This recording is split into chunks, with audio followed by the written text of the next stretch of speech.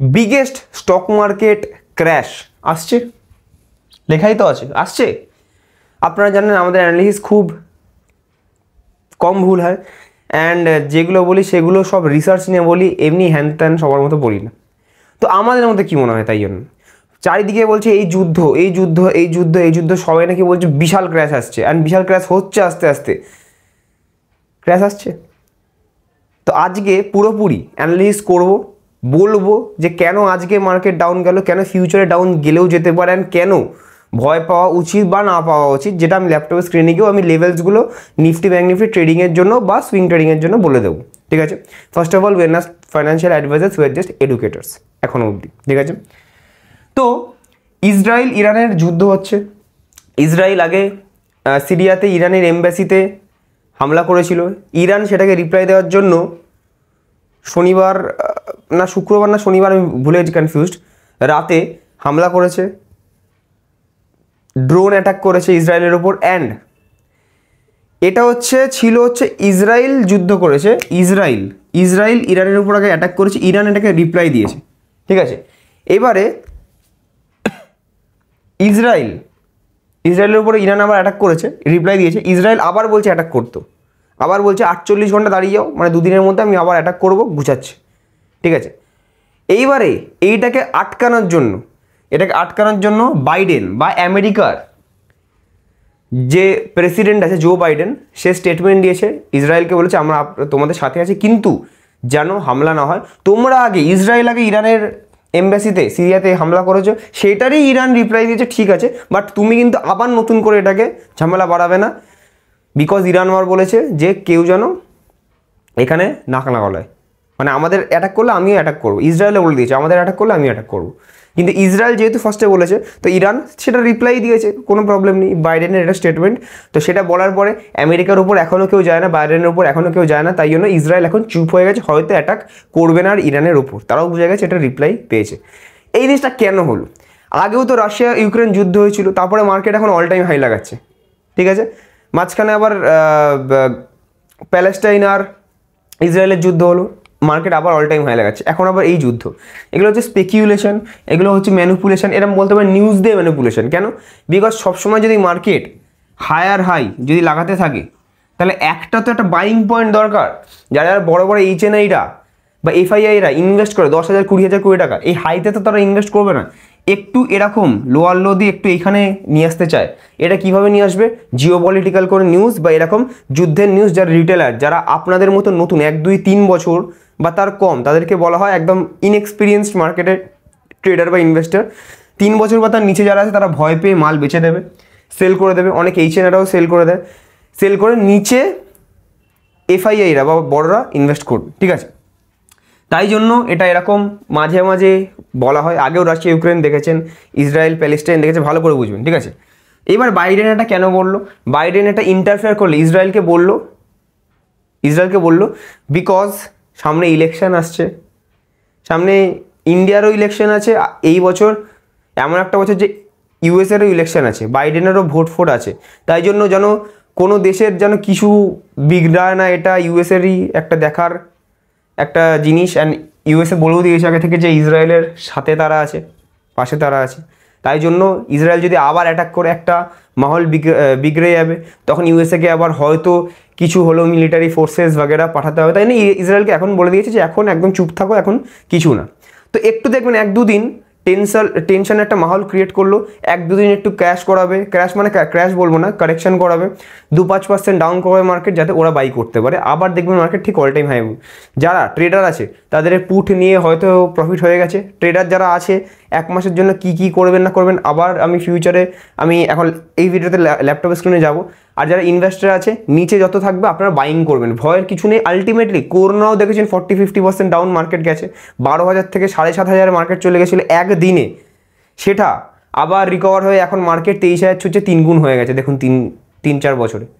Lemon brother crisis যখন আমি 6 বছর বয়স 2008-এ, তখন আমি দেখিনি, করোনাটা দেখেছি, বাট ওটা দেখিনি, ওটাও মার্কেট 50-60% ডাউন হয়েছে। আবার দেখুন ওখান থেকে কোথায় মার্কেট চলে গেছে। ঠিক আছে, আলটিমেটলি কি লং টার্মের জন্য যারা ইনভেস্টার আছে চুপচাপ বসে থাকুন, 1% ভয়ের কিছু নেই, মার্কেট বা নিউজ দেখবেই না। ঠিক আছে, আমার ভিডিও দেখুন, সব বলে দেবো যে আপনাদের হসলা দেওয়ার কথা, যে কী করতে হবে না করতে হবে, লং টার্মে ওয়েলথ ক্রিয়েট করে দেবে যারা ট্রেডার। হ্যাঁ, তারা দেখুন। আর একটা হচ্ছে আজকের যে 1-1.5% পড়লো সব কিছু, ঠিক আছে, সেটা ইউএস আইএনআর এর জিনিস। ইউএসডি স্ট্রেংথটা বেড়েছে, মানে কি আমাদের জানি 1 টাকা ইজ ইকুয়ালস টু 83 টাকা, 83 রুপিস ইউএস ডলার, ঠিক আছে। 1 US dollar is equals to 83 Indian rupees. তো সেটা ইউএসের তুলনায় ইউএসএটা একটু স্ট্রেংথ নিয়েছে, ইন্ডিয়ান রুপিস একটু উইক হয়েছে, তাই জন্য bank Nifty specially and also Nifty একটুখানি নিচে পড়েছে, ওটাও একটা রিজন আছে। তাই জন্য এই যে জিওপলিটিক্যাল জিনিস, এই সবের জন্য কি হয়, আসল রিজন হচ্ছে ইকুইটি মার্কেট, স্টক মার্কেট, যেখানে একটু রিস্ক আছে, তো সেই রিস্ক অ্যাসোসিয়েট জায়গা থেকে লোকে যারা একটু ভয় পায় তারা নিয়ে নেয়, টাকাগুলো তুলে নেয় বা সেল করে কোথায় ইনভেস্ট করে যেখানে রিস্ক কম, যেমনি গোল্ড আলটিমেটলি বাড়বেই, বা বন্ডস, ফিক্সড ইনকামের দিকে চলে যায়, বন্ডস এইসবের দিকে চলে যায়। তো ওই সবের দিকে যাওয়ার পয়সা যে ঢালবে ওই ইকুইটি মার্কেট বা শেয়ারগুলো বেচে, মিউচুয়াল ফান্ডগুলো বেচে এখানে ঢুকে দেয়, যাতে এখান থেকে এক্সপোনেনশিয়ালি অল্প হলেও বাড়ে, ওখানে যেন না কমে তাদের নেটওয়ার্থ, ঠিক আছে।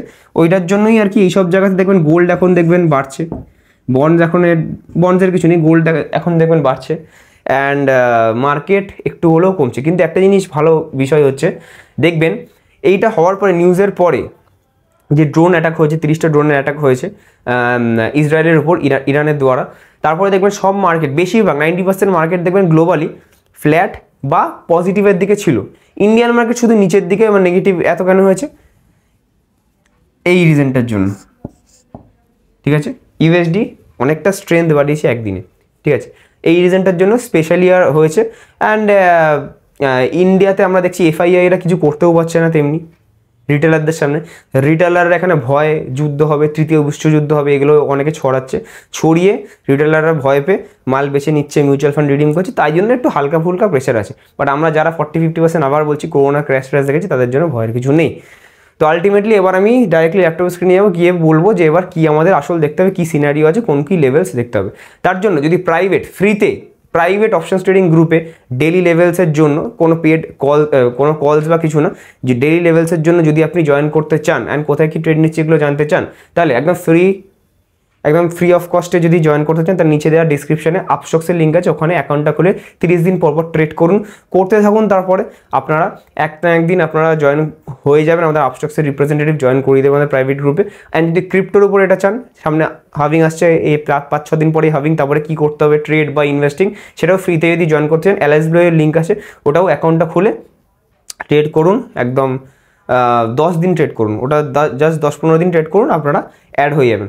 অ্যান্ড যদি আপনারা ক্লাস করতে চান, তাহলে এপ্রিল ব্যাচ অলরেডি ডান, মে ব্যাচের নাম্বার 3টে দেওয়া আছে, কন্ট্যাক্ট করুন। অ্যান্ড মে মাসের ব্যাচের প্রথম ক্লাসটা পুরোপুরি আপনার জন্য ফ্রি, যারা নতুন আছেন, যারা স্টক মার্কেটে ফার্স্টে আসছেন, তো দেখে নিন যে আমরা কেমন ক্লাস করে, আমি ক্লাস করাবো আপনাদের সাথে প্রাইভেট ক্লাসে, জয়েন করুন। এরকম বোর্ড নিয়ে সামনাসামনি লাইভ ক্লাস হবে, আপনি সামনাসামনি জিজ্ঞেস করবেন, আমি আমার পার্সোনাল নাম্বার দিয়ে দেবো সেকেন্ড ক্লাসে, একটা ক্লাস পরে, যাতে আপনি আমার সাথে টাচে থাকতে পারবেন সারা জীবন। তো সেই ক্ষেত্রে ওই ক্লাসগুলো জয়েন করার জন্য প্রথম ক্লাস ফ্রি, নিচে দেওয়া নাম্বার ফোন কন্ট্যাক্ট করুন, ফার্স্ট ক্লাস ভালো লাগলে সেকেন্ড ক্লাসগুলো পে করে তারপরে আপনার করতে পারেন। তো চলুন ল্যাপটপ স্ক্রিনে গিয়ে জিওপলিটিক্যাল জিনিসগুলো কী হচ্ছে না হচ্ছে তার লেভেলসগুলো জেনে নেওয়া যাক। ওকে, সো আমরা নিফটির চার্টে চলে এসেছি, এবার নিফটির লেভেলসগুলো নিয়ে একটুখানি ডিসকাশন করো। ফার্স্ট অফ অল বলে দিই, এটা ফাইন্যান্সিয়াল অ্যাডভাইস না, জাস্ট লেভেলস আমি আমার শেয়ার করছি, আমি আমার নিজের লেভেলস টানছি ট্রেডিংয়ের জন্য। তো 5 মিনিট আর 15 মিনিটের করে এখন শেয়ার করবো না, বিকজ যারা আমাদের আপস্টক্সের লিঙ্ক দিয়ে খুলে প্রাইভেট চ্যানেল আছে, তাদেরও কিছু বেনিফিট দেওয়া উচিত। অ্যান্ড সেই বেনিফিট হিসেবে 5 মিনিট আর 15 মিনিট যে ইন্ট্রাডে বা অপশানস ট্রেডিংয়ের গ্রুপ আছে, ওই প্রাইভেট গ্রুপে তাদের জন্য শেয়ার করা আছে। আমি একটু লং টার্ম বা 1 ডে চার্ট খুলে দেখাবো, যারা সুইং ট্রেডার বা কিছু, তাদের জন্য বেশি সুবিধা হবে। বা নিফটির আসল যে লেভেলস আছে ট্রেডিং ছাড়া, হ্যাঁ ট্রেডিং যারা মান্থলি ট্রেড করতে পছন্দ করে, উইকলি ট্রেড করতে পছন্দ করে, তাদেরও এটা কাজে লাগতে পারে, ঠিক আছে। তো 22,272 কাছে এখানে ক্লোজিং দিয়েছে পুরোপুরি নিফটি। অ্যান্ড এখানে দেখতে পাচ্ছি লেভেলসগুলো, এখানে ভালো করে দেখবেন, টানা আছে 22,225 একটা লেভেল, এই লেভেলটা হচ্ছে 22,225 একটা লেভেল। এইখানে এটা হচ্ছে একটা নিফটির ভালো সাপোর্ট বলতে পারি, যদি মার্কেট ক্র্যাশ তো বলবো না, কারেকশান যদি করে, তাহলে কারেকশানের মধ্যে একটা ভালো সাপোর্ট। দেখুন এর আগেও দেখুন, ভালো করে দেখুন, ছোটো করে অনেকবারই কারেকশান দেখেছে। এখান থেকে যদি ধরি, এখান থেকে অ্যাপ্রক্স কত 4% বা তার একটু বেশি, ঠিক আছে। আবার এখান থেকে যদি দেখি, এখান থেকে কত, এখান থেকে অ্যাপ্রক্স ছোটো 2.5% মতো। এখান থেকে যদি আবার দেখি, এখান থেকে কত পার্সেন্ট কারেকশান এসছে, এখান থেকে আবার 3.5% মতো কারেকশান এসছে। তো এইখান থেকে যদি এবার দেখি যে কত পার্সেন্ট কারেকশান এখন হয়েছে, মোটে এটার 2% মতো কারেকশান আছে। তো আমি যদি 4% অবধি যদি অ্যাপ্রক্সিমেটলি ধরি, 4-4.5% অবধি যদি ধরি, তাহলে দেখুন যে লাস্ট সাপোর্টটা টানা আছে, সেই লাস্ট সাপোর্টটার কাছে কিন্তু আসছে। তো আমি একদমই সারপ্রাইজড হয়ে যাবো না যদি এটা এই অবধি আসে বা এই অবধি আসে, বা এই 3% অবধি আসলে একদমই, মানে 22,000 অবধি আসলে সারপ্রাইজড হবো না।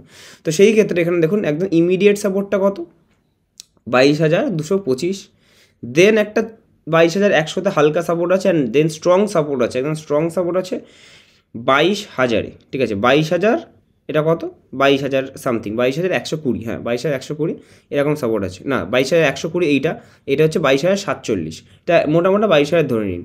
সেটা যদি ব্রেক করে একটুখানি নিচে আসতে পারে টিল 21,800 থেকে 21,700-র মধ্যে একটা উইক ক্রিয়েট করে, এটা হচ্ছে স্ট্রংগেস্ট সাপোর্ট আমি এখন বলতে পারি এখনও অবধি।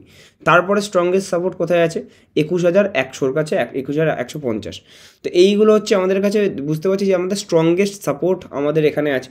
যদি বাই চান্স খুব ক্র্যাশ করে, মিডিয়াম টাইপ কারেকশন যদি বলি 4-5% আমার কাছে একদমই মিডিয়াম, এরকম অনেক দেখেছি, ঠিক আছে। করোনার সময় আমরা দেখেছি 40-50% মার্কেট এক এক দিনে কারেক্ট হতে, এক এক সপ্তাহে কারেক্ট হতে আমরা দেখেছি।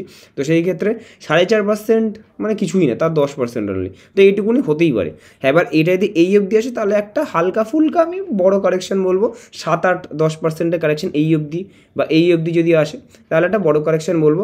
এই অবধি আসে মানে এই 21,700-র নিচে আসার মতো বড় কিছুই, এমন কিছুই হয়নি, বিকজ অনলি দুখানা দেশ, আমি আগেও বললাম দুখানা দেশ এখানে লড়ছে, 2-3টে দেশের ইনভলভমেন্ট আছে। যখন হবে সব দেশ লড়ছে, 2-3টে দেশের ইনভলভমেন্ট নেই, 2-3টে দেশ ছাড়া সবাই লড়ছে, উল্টোটা হবে, তখন এইটা কি, এইটার নিচেও আসতে পারে। তো আমার মতে যদি এটা স্টক মার্কেট ক্র্যাশ বলতে হয়, ক্র্যাশ মানে আমার কাছে একটা হেলদি 15% বা তার বেশি নিফটিতে কারেকশন, সেটাই আমি ক্র্যাশ বলবো। আর না হলে বারবার আমি ছোটোখাটো কারেকশন বলবো, অপরচুনিটি বারবার নিচে বাইং করার বা কল বাই করার, বা ইনভেস্টারদের জন্য আরও এক্সট্রা লামসামে ইনভেস্ট কর, ঠিক আছে। তো এটা হয়ে গেল নিফটির লেভেলস। ব্যাঙ্ক নিফটির 1 ডে লেভেলে আমি যদি ধরি, ব্যাঙ্ক নিফটির 1 ডে লেভেল আপনারা এখানে দেখতে পাচ্ছেন ক্লিয়ারলি 21,700 অ্যাপ্রক্স, 21,700, এইখানটা একটা ঠিকঠাক একটা নর্মাল একটা সাপোর্ট আমরা বলতে পারি। এখানে একটা ঠিকঠাক নর্মাল সাপোর্টের কাছে বন্ধ হয়েছে, আর 100 বার নিচে আসতেও পারে, ঠিক আছে। এরপরে ম্যাসিভ সাপোর্ট আছে এই জোনটায়। জোনটা কোনটা, জোনটা আমি এঁকে দিচ্ছি 1 মিনিট, ঠিক আছে। আচ্ছা সরি, জোনটা হচ্ছে এই জোনটা, এই জোনটা একটা ম্যাসিভ সাপোর্ট আছে, বড় একটা সাপোর্ট আছে ব্যাঙ্ক নিফটির। সেটা কোন জোনটা, সেটা হচ্ছে 47,350 থেকে 47,100, এই রেঞ্জটার মধ্যে যদি ঘোরাফেরা করে তাহলে খুব ভালো। অ্যান্ড এখান থেকে যদি সাপোর্ট নেয় তাহলে এখান থেকে একটা লং পজিশন ক্রিয়েট করে আবার উপরের জন্য একটা ভাবা যেতে পারে, ঠিক আছে, কোনো প্রবলেম নেই। এখানে একটা জিনিস দেখবেন, এখানে একটা জিনিস আমার মতে একটা ট্রেন্ড লাইনও ফর্ম হচ্ছে। যদি এখান থেকে আমি ট্রেন্ড লাইনটা ফর্ম করি, ঠিক আছে, সরি, এখান থেকে যদি একটা ট্রেন্ড লাইন, আচ্ছা ট্রেন্ড লাইন এখান থেকে ভুল করে হয়ে গেছে, আমি যদি এইখান থেকে একটা ট্রেন্ড লাইন ফর্ম করি, হ্যাঁ এখান থেকে ট্রেন্ড লাইন ফর্ম করছি, একটু ড্র্যাগ করছি, এটাকে আবার আমি টানছি, দেখুন অ্যানালিস্টটা আবার ভালো করে দেখুন কী বলতে চাইছি। এখানে ট্রেন্ড লাইনটা ফর্ম করে রাখলাম। এবার হ্যাঁ, এবারে এইটা যদি এখান থেকে এই সাপোর্টে থাকে খুব ভালো, যদি এটা ব্রেক করে তাহলে এইখানেই এসে দেখুন, এইখানে এসে রেস্ট করতে পারে, এই জায়গাটাতে এসেই রেস্ট করতে পারে। রেস্ট করে মানে এই যে লেভেলটা বললাম, রেস্ট করে আবার এখান থেকে হয়তো উপরে আসতে পারে, উপরে এসে আবার এখানে রেস্ট করে আবার এটা ব্রেকআউট, তখন অল টাইম হাই আবার ব্রেকআউট দিতে পারে, হলে এটা হতে পারে। হ্যাঁ, এবার নিউজের উপর সব কিছু টেকনিক্যাল কখন ফেল, এই সব অ্যানালিসিস ফেল হয়ে যাবে যখন নিউজ, ধরুন ইন্ডিয়াও যুদ্ধ চলে এলো, চায়না অ্যান্ড ইউএসের মধ্যে যুদ্ধ লেগে গেল, তো সব এরকম পুরোপুরি তখন টেকনিক্যাল ফেল হয়ে যাবে, তখন যা খুশি হতে পারে, ভগবান ভরসে, তখন কিছু করার নেই। বাট হ্যাঁ, লং টার্ম যারা ইনভেস্টার আছে তাদের জন্য 1%ও বিন্দু মাত্র একদম টেনশন নেওয়ার কিছু নেই। আগেও আমরা দেখেছি করোনার মতো 40-50% ডাউন, লেম্যান ব্রাদার ক্রাইসিস, যেটা আমি নিজে দেখিনি 2008-এ, দেখিনি কেন, আমার 6 বছর বয়স, তখন আমি স্টক মার্কেট বলে কিছু হয়তো জানিই না। তো লেম্যান ব্রাদার ক্রাইসিসে যে এত ডাউন হয়েছে, 50-60%, 80% অবধি ডাউন হয়েছে এক একটা মার্কেট দেশের। তো সেই ক্ষেত্রে ওইগুলো এফেক্ট পড়েনি, ওখান থেকে আবার রিকভার করে নিফটি ওখান থেকে 10 গুণ 12 গুণ এগিয়েছে। করোনার ওখান থেকে রিকভার করে নিফটি ওখান থেকে আবার 3 গুণ হয়ে গেছে। তো সেই ক্ষেত্রে ওটা নিয়ে টেনশনের কিছু নেই। এখন যদি এখান থেকে 15-20% ডাউনও হয়, যেটা না হওয়ারই কথা, দুখানা দেশ লড়ছে বাইরে, এমন কিছুই না। বিকজ এখন মার্কেট দেখতে পাচ্ছে সবাই, লার্জ ক্যাপ হোক কি মিড ক্যাপ হোক কি স্মল ক্যাপ হোক, সবই 60% করে এক বছরে সিএজিআর বা রিটার্ন দিয়ে দিয়েছে। তো একটু তো কারেকশান দেখাতে হবে, কোনো রিজন বা নিউজ এনে, যাতে এখানে কিছু একটু অ্যাকুমুলেট করা যায়, একটু নিচে অ্যাকুমুলেট করা যায়, নাহলে সারা জীবন কি বেড়েই যাবে? এক বছর তো এত বেড়ে গেছে। তো সেই ক্ষেত্রে একটু বাইং পজিশনের জন্য হয়তো একটু নিউজ স্প্রেডও করা হয়, তাই জন্য এইসব জিনিস আমার মতে এটা বেশি, নট মোর দ্যান 7-8% এখানে কারেকশান আসা উচিত। অ্যান্ড এটাকে ক্র্যাশ বলে একদমই ভাববেন না। যারা 40-50%-এর ক্র্যাশ দেখেছেন, ওটাই হচ্ছে আসল ক্র্যাশ। তাদের কাছে 4%, 5%, ইভেন 10%টাও ক্র্যাশটা এমন কিছুই না, ঠিক আছে? তো ওই জন্য ভয়ের কিছু নেই। আমি বোর্ডে গিয়ে ডাইরেক্টলি এবার কনক্লুড করছি। তো আশা করি আজকে বুঝতে পারলেন। অ্যান্ড যদি শিখতে চান অ্যান্ড ক্লাসের জন্য ইন্টারেস্টেড হন, নিচে নাম্বার দেওয়া আছে, অবশ্যই কন্ট্যাক্ট করবেন। কেমন লাগলো ভিডিওটা নিচে কমেন্ট করবেন, জানাবেন যে নেক্সট ভিডিও কিসের উপর চাই, বিটকয়েনের হাভিং আসছে সেটার উপর চাই কিনা। অ্যান্ড লাইক করবেন, শেয়ার করবেন। যে স্টক মার্কেট আপনার বন্ধু আছে তার সাথে সাবস্ক্রাইব করুন। যে ভয় পেয়ে আছে, যে বলছে আপনার সাথে ডিসকাস করছে স্টক মার্কেট নিয়ে, যে যুদ্ধ আসলেও আসতে পারে, তাকে ভিডিওটা শেয়ার করবেন। আজকের জন্য এটুকুই রাখছি। নেক্সট ভিডিওতে আবার খুব তাড়াতাড়ি দেখা হচ্ছে। থ্যাংক ইউ সো মাচ সবাইকে। Keep investing, keep trading.